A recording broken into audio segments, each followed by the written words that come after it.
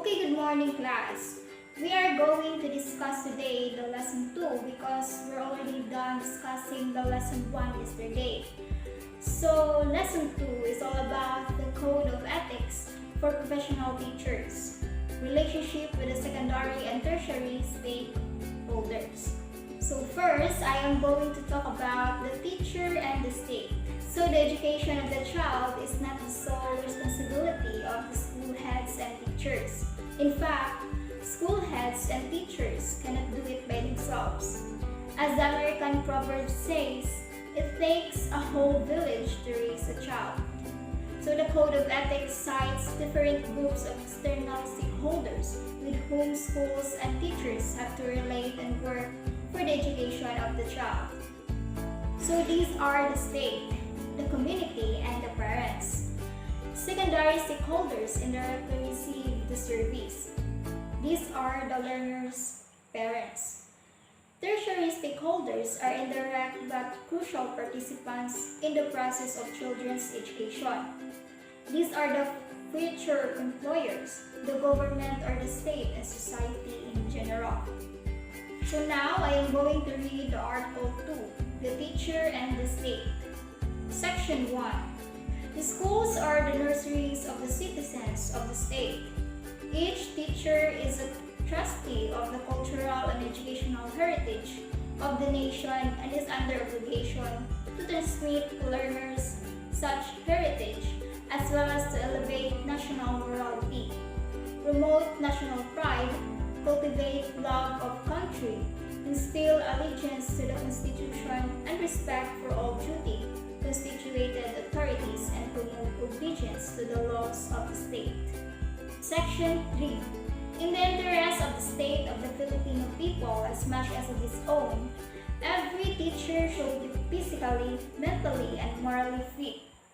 Section 4. Every teacher should possess and actualize full commitment and devotion to duty. Section 5. A teacher should not engage in the promotion of any political, religious, or other partisan interests and shall not directly or indirectly solicit, require, collect, or receive any money, service, other valuable material from any person or entity for such purposes. Section 6. Every teacher should vote and shall exercise all other constitutional rights and responsibilities. Section 7.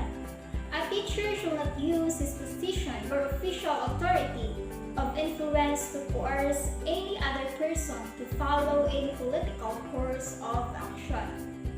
And Section 8.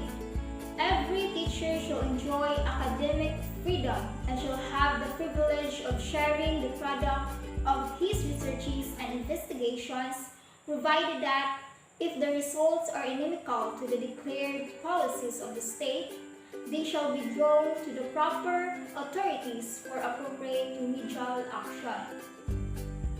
So as the future professional teacher or as a professional teacher, it is your duty to promote the national pride of the Philippines, especially to elevate the national morality here in our society and to cultivate the love of our country. So especially for us as teacher, it is our duty to be a role model to our society, especially in terms of policy. Next is the teacher and the community.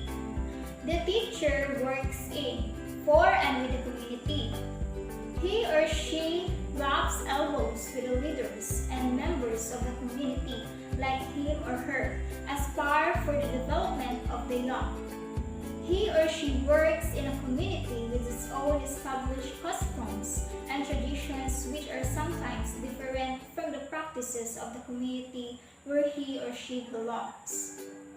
In this part of Lesson 2, we will look at how you, as professional teacher, should relate with the community, another group of tertiary stakeholders. So, Article 3. The teacher and the community. Section 1. A teacher is a facilitator of learning and the development of the youth. He shall therefore render the best services by providing an environment conducive to such learning and growth. Section 2. Every teacher should provide leadership and initiative to actively participate in community movements for moral, social, educational, economic, and civic betterment. Section 3. Every teacher should merit reasonable social recognition, for which purpose he shall behave with honor and dignity at all times, and refrain from such activities as gambling, smoking, drunkenness, and other excesses, much less illicit relations. Section 4. Every teacher shall help the school keep the people in the community, and shall therefore study and understand local customs and traditions in order to have a sympathetic attitude, therefore refrain from disparaging the community. Section 5. Every teacher shall help the school keep the people in the community informed about the school's work and accomplishments, as well as its needs and problems. Section 6.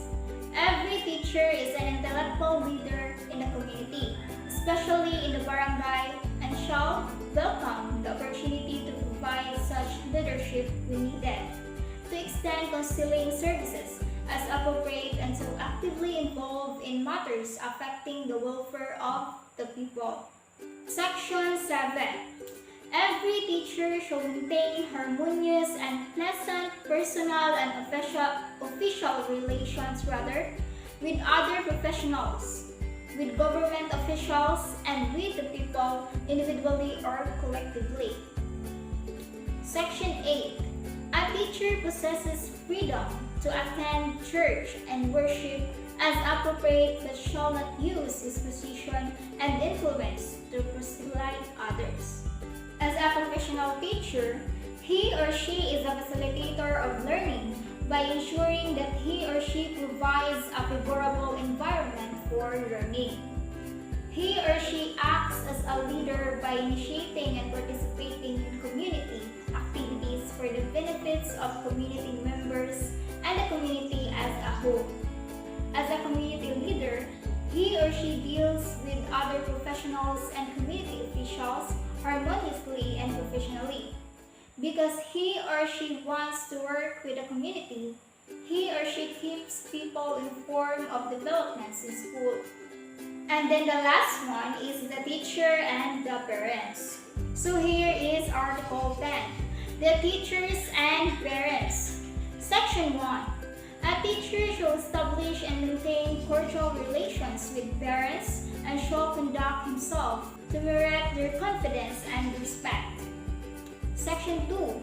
A teacher shall inform parents through proper authorities of the progress or deficiencies of learners under him, exercising utmost candor and fact in pointing out learners' deficiencies and seeking parents' cooperation for the proper guidance and improvement of learners.